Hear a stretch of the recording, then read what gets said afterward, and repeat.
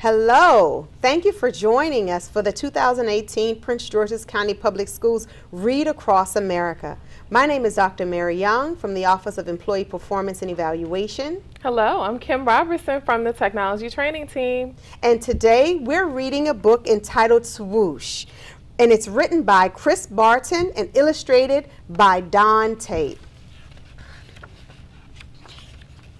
Every day brought a challenge for young Lonnie Johnson. The challenge of finding space for his stuff. 6 Johnson kids were squeezed into their parents' small house in Mobile, Alabama. Lonnie would have loved a workshop of his own, but there wasn't room. There was nowhere to keep his rocket kits. Bamboo shooters, rubber bands, erector set, go-kart engine, bolts and screws, and other small spare parts. His dad let him in from the shed. And various other things he hauled from the junkyard. Lonnie loved building and creating. Ideas for inventions just kept flowing. He learned how to make rockets from scratch. Kids at school gathered to watch Lonnie launch them. He learned how to make rocket fuel. When it caught on fire in the kitchen, Lonnie's mom didn't make him stop. She just sent him to work outside. One question that I have is I'm just wondering, how would your mother have felt if you'd caught the kitchen on fire? Do you think she would have sent you out to the shed? What would have happened to you? Let's take a moment. What would have happened?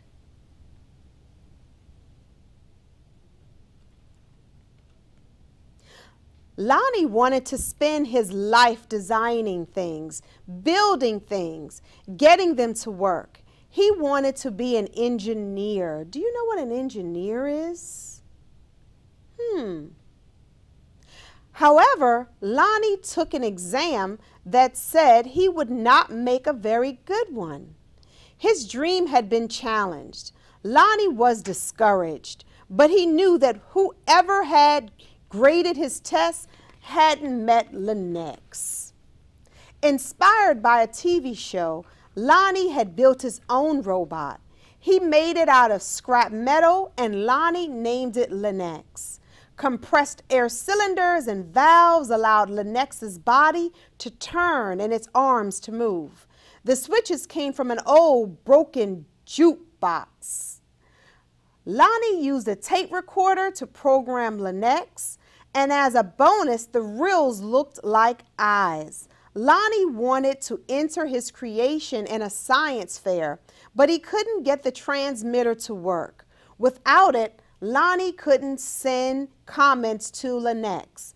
I wonder what a jukebox is. I wonder, what is a tape recorder?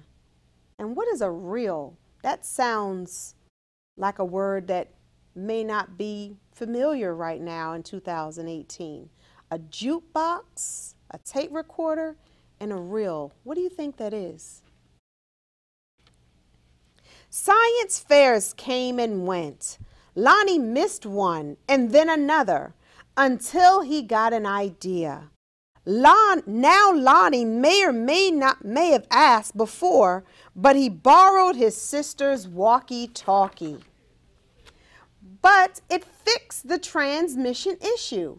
His school's team took freshly finished Lennox to a 1968 science fair at the University of Alabama, where only 5 years later, African-American students hadn't even been allowed. Having to compete in a place that still wasn't very welcoming, now that was a challenge with a capital C. Against other schools from all over the state, Lonnie's team won first place. Soon, Lonnie left home to go to college at Tuskegee Institute, where he stood out as a self-confident, insightful, creative thinker. He stood out as a student who asked the right questions, precisely defined problems, and formulated solutions. He stood out as a guy who built his own booming sound system out of cast electronics. It even had lights that flashed in sync with the beats. I wonder what things Lonnie did that made him stand out. It said stood out. How did he stand out as a student at Tuskegee Institute? Lonnie sometimes studied right in the middle of his own parties. The extra studying paid off. He became an engineer after graduation, and that took him beyond Alabama, way beyond. When NASA was sending an orbiter and probe called Galileo to Jupiter, the space agency needed to ensure a constant supply of power to the orbiter's computer memory.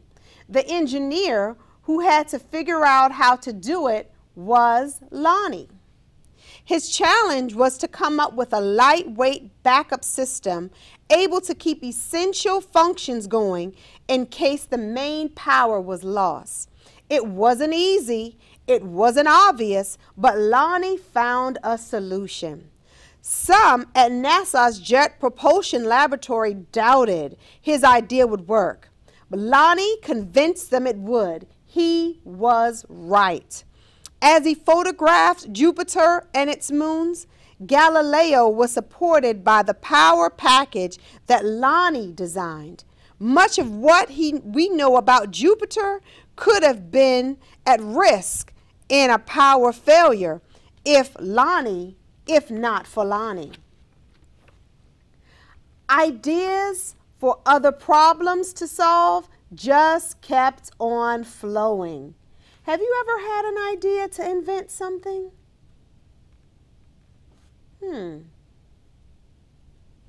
They flowed whether Lonnie was working with hundreds of people at NASA, up late tinkering with his own inventions in, finally his own workshop.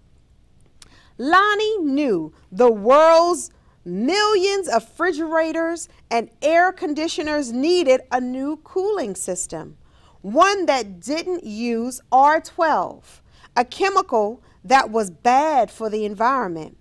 He had an idea for using water and air pressure instead.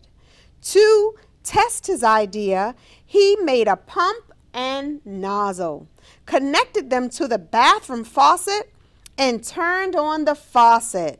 Turned on the pump, and then swoosh!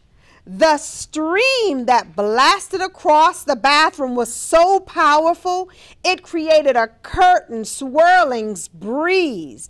It also gave Lonnie an idea for yet another invention. This, he thought, would make a great water gun.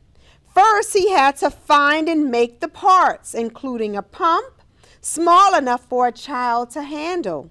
Then, he had to glue the parts together into a prototype, an earlier version with room for improvement. Finally, Lonnie tested his strange-looking squirt gun at a picnic. "Does it really work?" a man asked. "Sure," Lonnie said. "Wanna see?" Lonnie worked the pump, which squeezed air into a chamber. When he pulled the trigger, the air escaped, forcing water out with a swoosh.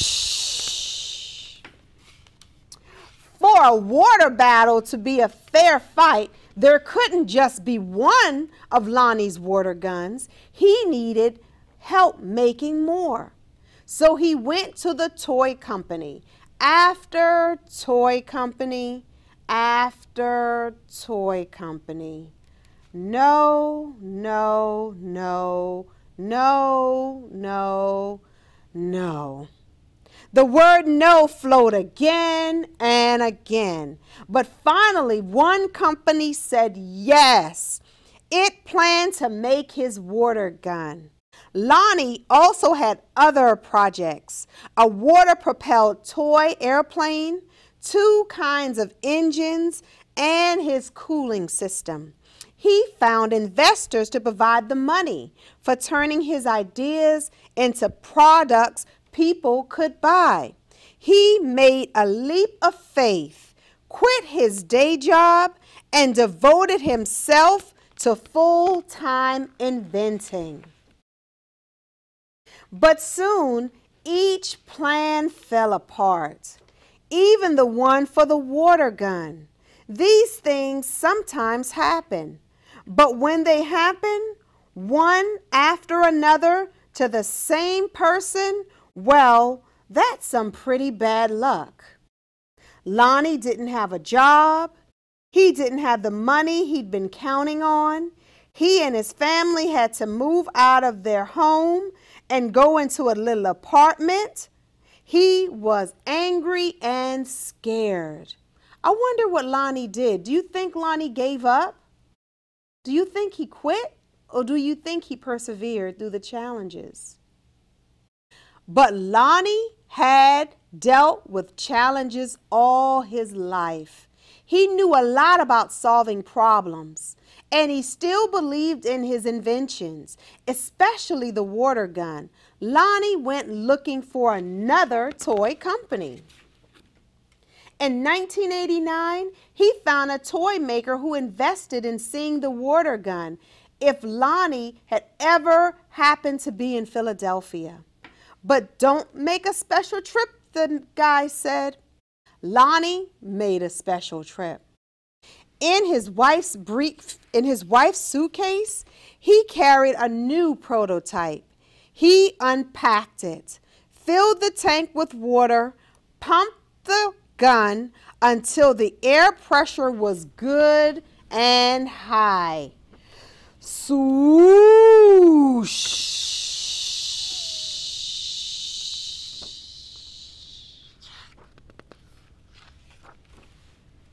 Kids everywhere agreed.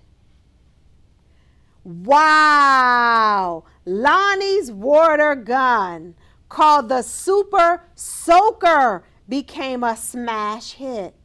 In no time, there were super soakers in backyards, on benches, in parks, on playgrounds. Each sale, a super soaker put a little money in Lonnie's pocket. Have you ever played with a super soaker before? Was it fun? All those hours, all those years that Lonnie spent in his workshop had paid off big time. Now he could afford to do just about anything he wanted. So what did Lonnie do? He got a bigger workshop, which is where you'll find him today. Because facing challenges, solving problems, and building things are what Lonnie Johnson loves to do. And his ideas just keep on flowing. The end. Thanks for watching.